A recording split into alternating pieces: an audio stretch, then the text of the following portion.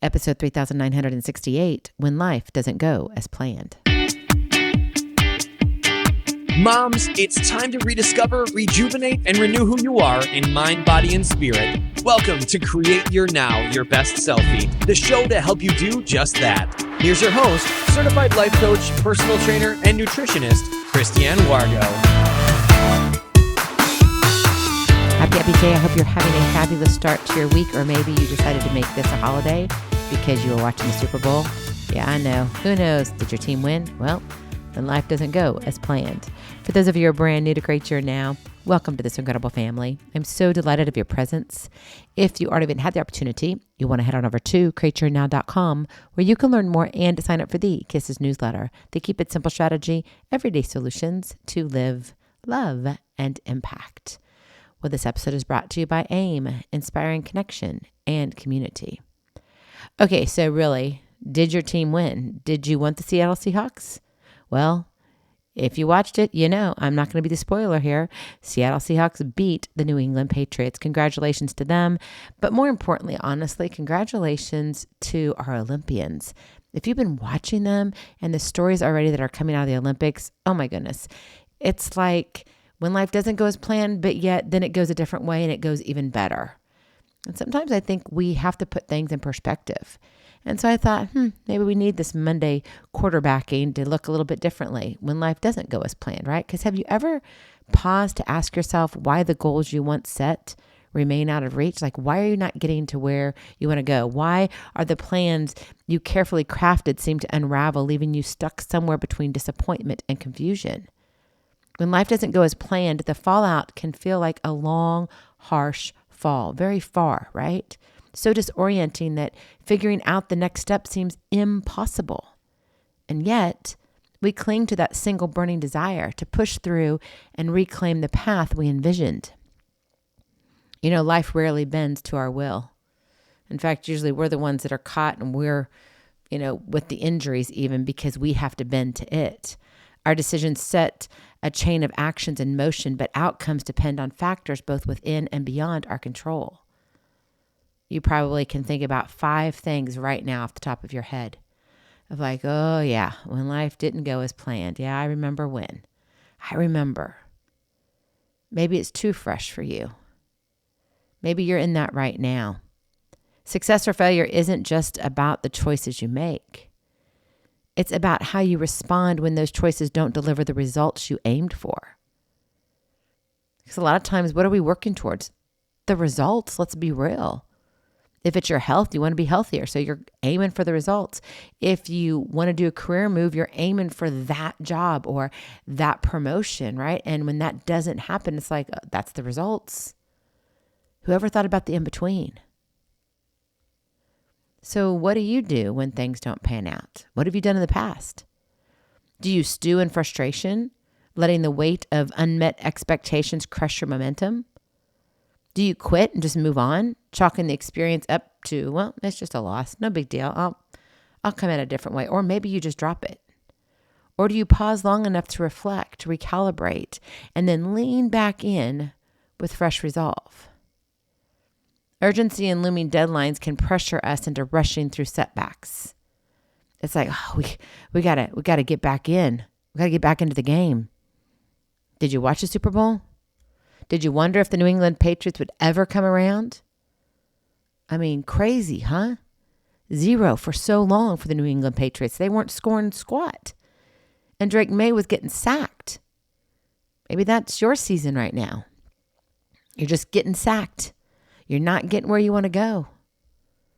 You're 2 steps up, but you're 10 steps back. And it's tempting to sweep failures under the rug and act like they never happened. Like, oh, it's all right. But life is too short. And your dreams, your passion, your purpose is too important for surface level fixes.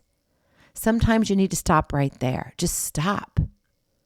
Take time to rest, to think, to shift your mindset away from obsessing over the outcome and toward valuing your efforts. What are you learning? What's actually coming out of it? Maybe it has nothing to do with the results and everything to do about value. Because why the value? Why the efforts?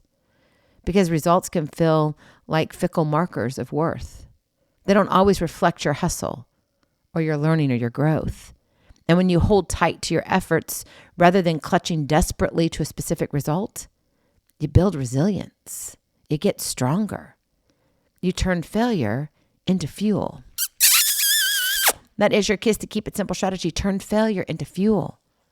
This isn't about having all the answers all the time and being right all the time. It's about saying, this is where I am right now. I may not like the results, but my effort can still take me somewhere. Big difference. And you know that isn't done by quitting, right? You got to hold on to determination and diligence, no matter what life throws at you. So what does that look like in real life? I mean, come on.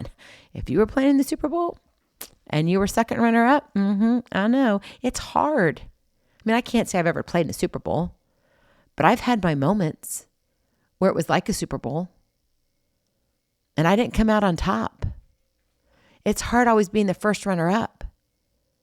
It's hard always not making it to the point where you go, gosh, am I even supposed to be where I'm supposed to be? Right? I mean, that's the real deal. That's what we think about. I mean, maybe you're looking at your family going, how did I end up with all these kids? I'm not fit to be a mom. I'm horrible at it. And now I'm trying to think about this career thing and have you looked at the world? It is a mess right now, right? We could go on and on and on. And you're like the laundry. I've got like 20 pounds of it in one basket. Yeah, I mean, that is reality, right? How can you have 20 pounds of laundry in one basket? Oh, you figure a way. When you've got about 20 loads to do, that basket can hold 35 pounds, right? Yeah, I know. Been there, done that. Sometimes I'm doing it still. But what does it look like in real life to turn failure into fuel and really to grab a hold of determination and diligence? Number one, pause and assess. Take a deliberate breath. Like literally breathe. There were times I was watching the Super Bowl, and I got to tell you, I'm going to be honest here. I know Mama Sports Center here is she's being honest. I was kind of underwhelmed about the whole thing. I was watching the Olympics more than I was watching the Super Bowl. And I will say I did find 2 commercials that I liked, by the way. I didn't watch a lot of the commercials. And if you're wondering, did I watch the halftime show? I did not. Why? I was doing other things in my world. And so I just didn't have time for that. I wasn't interested in it. I don't watch the Super Bowl for the halftime show. I watch the Super Bowl for the game of football. That's what I want to see. I don't need all this in-between stuff, quite frankly. And we could cut the time in half, if we didn't have that whole rigmarole. But regardless, that's a sidebar. But when you think about what you're doing and where you are, sometimes we just need to take a breath. And I felt like sometimes Drake May just needed that breath, not necessarily on the field. I mean, I know there's a timer and all that going down, right? A clock that's keeping you going. But I think on the sidelines, instead of him getting himself in his own head, like wrapping himself going, I'm not doing this right. Why can't I connect? And I don't know what it is. And I'm just, the defense and the Seattle Seahawks, they are just taking me down. I mean, I think there were like 6 sacks at least by one person over the game. Now, I might be misquoting that, but there was a lot of sacks by one guy. And then you look at the total sacks. I don't know what that final count was, by the way, but all I felt like is every single time I looked at the TV, Drake May was going down. And I thought, I know he can be sacked a lot, but seriously? Got to tell you though, this is just my off the record.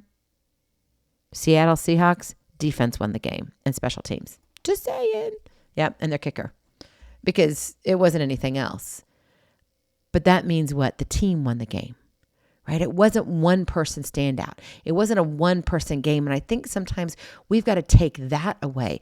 When we're looking at our situation, are we trying to look at it through only one lens, our own? Or do we need to look at it from a team perspective? Literally, maybe if it involves your family, look at it from a family perspective then. If it deals with your career, look at it from, your hierarchy of maybe who your boss is and their boss, and then maybe a couple people below you. And so you have a team. That's a lot different than one person. And quite honestly, we're not here to shoulder everything in the world. Yet I know we try. So take that deliberate breath, acknowledge what went wrong without judgment. Again, don't judge. You got to be kind to yourself. And this moment of clarity helps you understand your decisions and their impact, so your next action is smarter, not just reactionary. Sometimes we move too fast that we do not see the struggles before they happen because we're just running. Sometimes we have to slow down in order to speed up. All right? Who won? The tortoise or the hare? I'm just saying. Okay, number 2. Reframe failure. Look at failure as a signpost, not a dead end. Right? It's a way that you learn things. And I know that's hard. I'm human too, right? When I fail, does it hurt? Man, it bleeds. It does, right? Let's be honest. But as we grow older and as we mature, it's important for us to look at ourselves even and say, you know what? A failure, it's not the end of the world. It's okay. But how can we get back up? How can it be just like this little caution sign that's put in front of us instead of a dead end, do not ever walk this way again, right? Big difference. It becomes feedback, valuable data on what didn't work, where the gaps are, maybe where you need to close something up and what you can do differently. This mindset reduces fear and opens room for growth. So reframe that failure. See it as a lesson learned and go from there.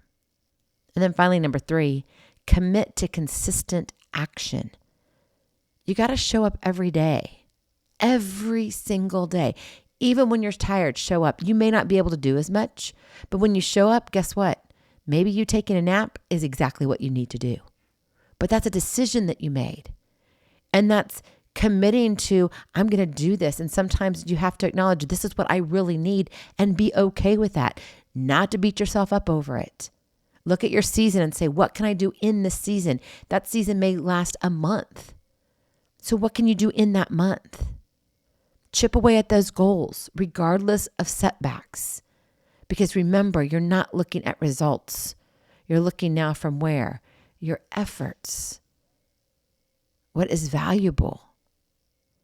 Determination isn't about giant leaps. It's about faithful persistence. No one reaches greatness overnight. Yes, I know we think they do, but how many games did it take for the Seattle Seahawks and the New England Patriots to get to the Super Bowl? A lot of you would say too many. I get it. Isn't it like 16 in regular season? And then there's 3 or 4, depending upon where they are, postseason. So are we 18 games or maybe the 18th game? Anyway, I know you're yelling at me saying, Christiane, you should know this. Mama Sports Center does not know this right now. I'm just saying. But it's a lot of games, right? It's one that I can't count on just my hands. So what I'm here to remind you of, them getting to their Super Bowl, we're trying to get to our Super Bowl. It's not going to happen overnight. It feels like it should because when we look at everybody else's highlight reels, they got there so fast. They did not.